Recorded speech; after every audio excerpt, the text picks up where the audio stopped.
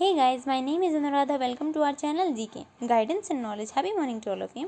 आज हम डिस्कस करने वाले हैं इंडिया के अंदर जो अनएम्प्लॉयमेंट की समस्या है वो बहुत ही ज़्यादा है, तो उससे रिलेटेड हम आज बहुत कुछ जानने वाले हैं। तो चलिए शुरुआत करते हैं आज की हमारी वीडियो की। हमें डिस्कस करना है अनएम्प्लॉयमेंट इंडिया के अंदर वो लगातार बढ़ता जा रहा है, तो हमें इसके पीछे के कारण और इसकी वजह से क्या क्या असर पड़ेगा और इसके लिए इसको कम करने के लिए क्या क्या मेजर्स उठा सकते हैं, हम इनको डिस्कस करेंगे। तो ये तो आप जान ही चुके हैं कि डिस्कस में हम क्या करेंगे। सबसे पहले हम इंट्रोडक्शन से स्टार्ट कर सकते हैं। इंट्रोडक्शन के अंदर हम क्या डाल सकते हैं, हम डेफिनेशन डाल सकते हैं अनएम्प्लॉयमेंट की, करंट में क्या चल रहा है उसको भी डाल सकते हैं, और क्या क्या इन्फॉर्मेशन और डाल सकते हैं वो आप अपने हिसाब से इंट्रोडक्शन को मेंटेन कीजिए, बिकॉज हर किसी की अपनी खुद की थॉट होती है, तो आप उसी हिसाब से इंक्लूड कर लीजिए उसे। फिर इसके पीछे क्या क्या रीज़न है, इसके क्या क्या असर होंगे और इसके लिए हम क्या क्या मेजर्स ले सकते हैं उनको डिस्कस करेंगे। फाइनली कंक्लूजन देंगे और इसको एंड कर देंगे। तो इस क्वेश्चन का सिग्निफिकेंस है ये जीएस पेपर 3 के अंदर employment, growth and development, poverty, education, skill development और ह्यूमन रिसोर्स के अंदर इन हेडिंग्स के अंदर पूछा जा सकता है। तो इंट्रोडक्शन से शुरुआत करते हैं। अनएम्प्लॉयमेंट कब पैदा होता है? जब एक व्यक्ति काम करना चाहता है, जॉब ढूंढ रहा है, लेकिन उसको काम नहीं मिल पा रहा है, तब वो अनएम्प्लॉयमेंट कहलाता है। नेशनल सैम्पल सर्वे ऑफिस, जिसे हम NSSO बुलाते हैं, ये ऑर्गेनाइजेशन किसके अंदर काम करती है? Ministry of statistics and programme implementation. ये इंडिया के अंदर जो अनएम्प्लॉयमेंट है उसको मेजर करती है। अनएम्प्लॉयमेंट रेट है वो हाईएस्ट है लास्ट 45 ईयर्स के कंपेयर में। ये हमें रिपोर्ट देखने को मिली है, डेटा निकल कर आया है, उसकी वजह से पता चला है। और अब नई समय प्रॉब्लम हमें देखने को मिल रही है पैंडेमिक की वजह से। एक जो हमारा CMI, एक centre for monitoring and Indian economy, इसके अंदर बताया गया है कि इस रिपोर्ट के अंदर बताया लगभग से 10 मिलियन इंडियंस ऐसे हैं जिन्होंने अपनी जॉब खो दी है अनएम्प्लॉयमेंट की सेकेंड वेव की वजह से, कोविड-19 की। और 97% हाउस होल्ड ऐसे हैं जिनकी इनकम के अंदर बहुत ही ज़्यादा कमी आई गई है, जो कि हमारी इकोनॉमी को डायरेक्टली इम्पैक्ट करती हैं। फिर इसके पीछे रीज़न क्या क्या है?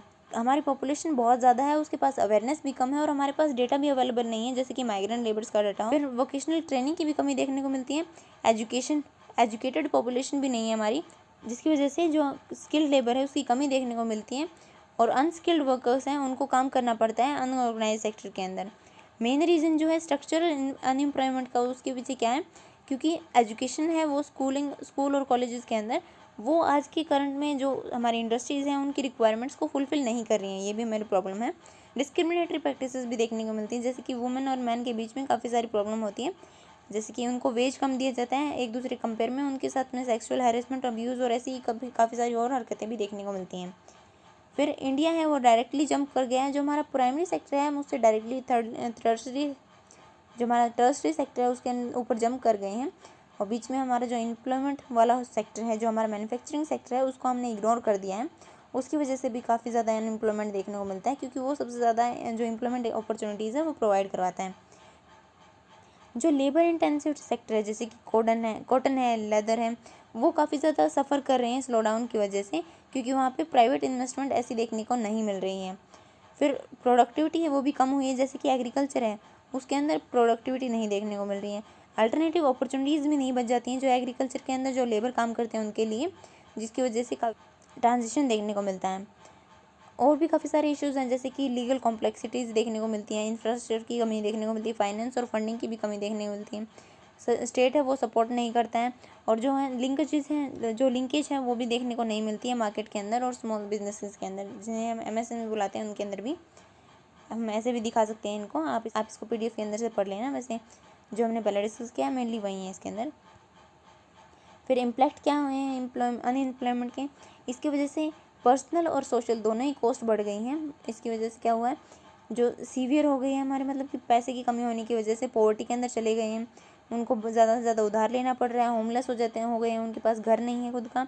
हाउसिंग स्ट्रेस भी, घर पे भी स्ट्रेस देखने को मिलता है, फैमिली के अंदर जो टेंशन्स हैं वो देखने को मिलते हैं। एक इंसान की हर जो हिम्मत होती है वो टूट जाती है, वो बोर हो जाता है और अलगाव पैदा हो जाता है। फिर सेम भी हो जाते हैं उनको, मतलब उनके बीच में स्टिग्मा आ जाता है और सोशल आइसोलेशन बढ़ जाता है, क्राइम भी बढ़ जाता है, बिकॉज किसी को एम्प्लॉयमेंट नहीं मिलेगा तो वो कुछ ना कुछ तो करेगा अपने पेट पालने के लिए।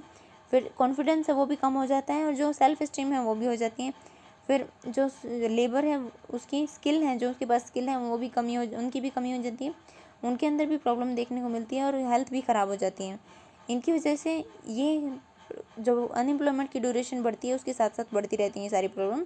एग्जाम्पल के लिए हम देख सकते हैं कि जो लोअर इनकम अर्नर्स हैं किसके अंदर, ऑस्ट्रेलिया के अंदर, वो ज़्यादातर माइग्रेंट करते हैं।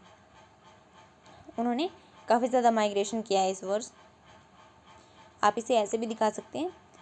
अगर अपने आंसर को आप थोड़ा इन्हेंस करने की कोशिश करें तो उसके अंदर आप डायग्राम्स और भी काफ़ी सारी चीज़ें हैं जिनको इंक्लूड कर सकते हैं, किसी पॉइंट को हाईलाइट कर सकते हैं। तो हमारे प्रेजेंटेशन के ऊपर भी डिपेंड करता है कि हमें कितने मार्क्स मिलेंगे। फिर गवर्नमेंट इनिशिएटिव्स क्या क्या देखने को मिलते हैं। आत्मनिर्भर भारत अभियान लॉन्च किया है इंडियन गवर्नमेंट ने, नेशनल यूथ पॉलिसी लॉन्च की है, फिर पीएम रोजगार प्रोत्साहन योजना भी है, skill India mission and startup India जैसे कि अटल इनोवेशन मिशन है उनको भी शुरू किया गया है, मनरेगा की स्कीम है उसको भी इम्प्लीमेंट किया गया है, और फोकस किया गया है एग्रीकल्चर के ऊपर, इनोवेशन के ऊपर, साइंस के अंदर जो टेम्परामेंट होती है उसको बढ़ाने की कोशिश की जा रही है। गवर्नमेंट है उसने असिस्टेंट्स और खाना दोनों प्रोवाइड करवाने की कोशिश की है पुअर पीपल को। मेजर्स क्या क्या लेने की ज़रूरत है, बट इंक्लूड कर सकती है हाउस होल्ड सेक्टर को इकोनॉमिक एक्टिविटीज़ के अंदर, जिसकी वजह से हम जो वुमेन की कंडीशन है उनको भी सुधार पाएंगे। हमें इंप्रूव करनी होगी हमारी जो एजुकेशन की क्वालिटी है उसको, फोकस करना होगा जो करंट में इंडस्ट्री की रिक्वायरमेंट है उसको हम कैसे कैसे फिल कर सकते हैं। गवर्नमेंट को इंकरेज करना होगा बैलेंस किसके बीच में, लेबर इंटेंसिव और कैपिटल इंटेंसिव टेक्निक्स हैं जो प्रोडक्शन की उसके बीच में। हमें फोकस करना होगा एजुकेशन के ऊपर कि उसे 3 एज में बनाया जा सके, मतलब कि उनको सभी के लिए अवेलेबल भी हो, एक्सेसिबल भी हो और साथ ही साथ अफोर्डेबल भी हो। फिर हमें नीड है कि हम इनकरेज करें लोगों को कि वो उनको हम सभी जॉब्स हैं उनको इक्वल माना जाए, बिकॉज क्योंकि देखने को मिलता है जो डी ग्रेड की हमें जॉब्स मिलती है जैसे कि पीओन की जॉब होती है उनको इक्वल ट्रीटमेंट नहीं दी जाती है, तो वो भी काफ़ी ज़्यादा ज़रूरी होती हैं, सबकी अपनी अपनी एक जगह होती है। फिर प्रॉपर ट्रेनिंग देने की ज़रूरत है लोगों को जैसे कि वोकेशनल एक्टिविटीज़ के अंदर, जिसकी वजह से वो और भी ज़्यादा एम्प्लॉयमेंट गैदर कर सकें, बना सकें, जनरेट कर सकें। एम्प्लॉयमेंट पॉलिसीज़ हैं उनको भी फोकस देना होगा, उनके ऊपर भी फोकस देना होगा क्योंकि यूथ के ऊपर, क्योंकि इंडिया के अंदर सबसे ज़्यादा highest number of youth population देखने को मिलती है पूरी दुनिया की, और इसके अंदर आइडेंटिफाई करना होगा हमारी जो कंट्री की, और ये हमें डेफिनेटली हेल्प करेगा हमारी कंट्री की कंडीशन को सुधारने के लिए और इकोनॉमिक ग्रोथ के अंदर भी हेल्प करेगा।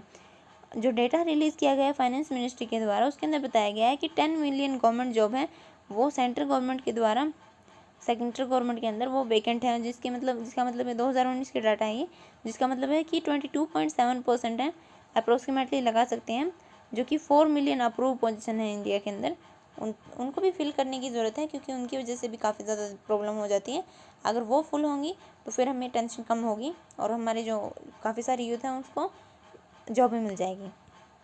कंक्लूजन क्या दे सकते हैं हम, जो AISHE है जो ministry of human resource development है वो उसने प्रोवाइड किया है कि हम हर साल 3.66 हमने इस साल 3.66 करोड़ ग्रेजुएट हैं उनको प्रोड्यूस किया है, जबकि हम हर साल 3.50 के नियर अबाउट तो प्रोड्यूस कर ही देते हैं जिनको फिर जॉब चाहिए होती है, लेकिन उनमें से सिर्फ 24% ग्रेजुएट ऐसे हैं जो ऑर्गेनाइज सेक्टर के अंदर काम कर पाते हैं, उनको नौकरी मिल पाती है। इस सिचुएशन की अलार्सिटी को समझने की ज़रूरत है गवर्नमेंट को, और फोकस करना चाहिए कि मैन्युफैक्चरिंग सेक्टर को बढ़ाया जा सके ताकि जनरेट हो और भी ज़्यादा एम्प्लॉयमेंट, और ये हमें हेल्प करेगा सस्टेनेबल डेवलपमेंट गोल जो कि good health and decent work and economic growth है उसको अचीव करने में, और साथ ही साथ कुछ इंडेक्सेस भी हैं जो हमारी इकोनॉमी से रिलेटेड है उनको भी हेल्प करेगा ये इंक्रीज़ करने में, जैसे कि ईज़ ऑफ डूइंग बिजनेस है, हैप्पीनेस इंडेक्स है, और ऐसे ही काफ़ी सारे और भी हैं। आपका इसके बारे में क्या मानना है और आप क्या क्या पॉइंट्स हैं उनको इंक्लूड करवाना चाहते हैं उसको भी आप कमेंट सेक्शन के अंदर ज़रूर बताइए। So this is it for today, thank you for listening, don't forget to like share subscribe also for suggestions to improve. जय हिंद, जय भारत।